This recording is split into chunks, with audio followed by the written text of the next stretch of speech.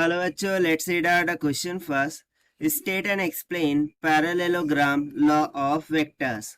So यहाँ पर हमें state करना है और explain भी करना है the parallelogram law of vectors को. तो चलिए start करते हैं solution से.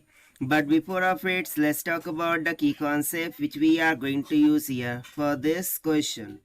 सो पैरेललोग्राम के अकॉर्डिंग यदि मैं यहाँ पर जाऊँ कि पैरेललोग्राम का जो वेक्टर एडिशन का लॉ होता है उसमें क्या कहता है कि जो भी रिजल्टेंट होगा, ठीक है, this is nothing but is equals to the addition of two vectors की.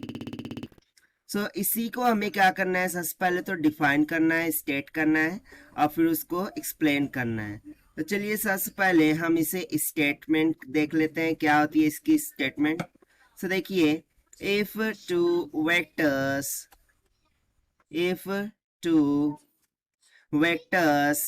acting simultaneously at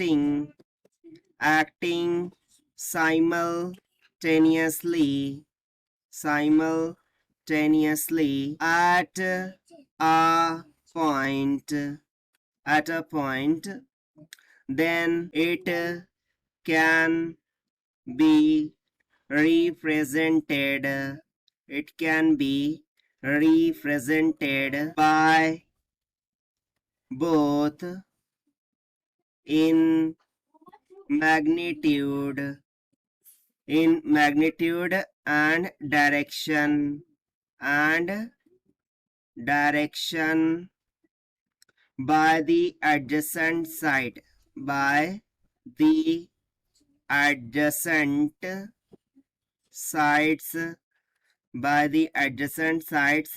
drawn from that point. Okay, drawn from a point. So ये हो गई इसकी स्टेटमेंट. अब ये बेसिकली इस स्टेटमेंट में क्या बोल रहे हैं उसको ना हम थोड़ा सा अंडरस्टैंड कर लेते हैं, ठीक है. सो देखिए, लेट्स सपोज कि एक कोई पॉइंट है O, ठीक है. यहाँ से एक वेक्टर मैंने इधर को खींच दिया, उसको मैं मान लेता हूँ कुछ A वेक्टर के बराबर, और यहाँ से मैंने एक दूसरा वेक्टर खींच दिया इस तरीके से, उसको हम मान लेते हैं B वेक्टर के बराबर. अब जैसे कि मुझे एक पैरेललोग्राम बनाना है, सो देखिए मैंने क्या किया, इन दोनों को पैरेललोग्राम बना दिया. सो बेसिकली इस पैरेललोग्राम का जो डायगोनल होगा वो इन दो वेक्टर्स का रिजल्टेंट होगा, दैट इज R वेक्टर. और ये जो A वेक्टर B वेक्टर है, this both will be at an angle of theta. So according to given statement, ठीक है, अकॉर्डिंग टू पैरेललोग्राम के अकॉर्डिंग हमने क्या लिखा है कि यदि दो वेक्टर्स एक्ट कर रहे हैं साइमल्टेनियसली एक ही पॉइंट पर, सो उनको हम रिप्रेजेंट कर सकते हैं by both magnitude and direction to that of adjacent side of the drawn from that point.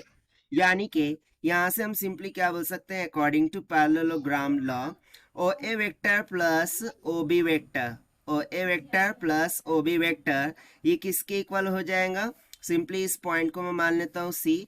सो ये किसके इक्वल हो जाएगा, ओ सी वेक्टर के इक्वल हो जाएगा. अब देखिए ओ ए वेक्टर बेसिकली यहाँ पर क्या है, ओ A vector is nothing but, सो इसको हम थोड़ा सा डिफ्रेंशिएट करने के लिए इसको ए बी ना कंसिडर करते हुए पी क्यू कंसिडर कर लेते हैं. सो ये हो जाएगा P, ये हो जाएगा Q vector. So O A vector क्या है, P वेक्टर है, प्लस ओ बी वेक्टर क्या है, Q वेक्टर है, that will be equals to O C vector क्या है, R वेक्टर है, जो कि बेसिकली इन दोनों का रिजल्टेंट होता है. सो ये जो स्टेटमेंट हमने यहाँ पर लिख कर रखी है इसे ही हम क्या कहते हैं, पैरेललोग्राम लॉ ऑफ वेक्टर्स कहते हैं. और यदि मैं यहाँ से magnitude of resultant R vector लिखूँ, सो वो क्या हो जाता है, अंडर रूट में मैग्नीट्यूड ऑफ P का whole square plus magnitude of Q का whole square plus 2 times of magnitude of P magnitude of Q into cosine angle of theta. यहाँ पर थीटा इन दो P एंड Q वेक्टर के between का एंगल होता है, ठीक है. सो देखिए यही सिंपल सा हो जाता है आंसर फॉर दिस क्वेश्चन, जो कि हमने एक्सप्लेन कर दिया by the means of parallelogram law of vectors concept से. So this is the required solution. I hope you understood well. Best of luck. Thank you.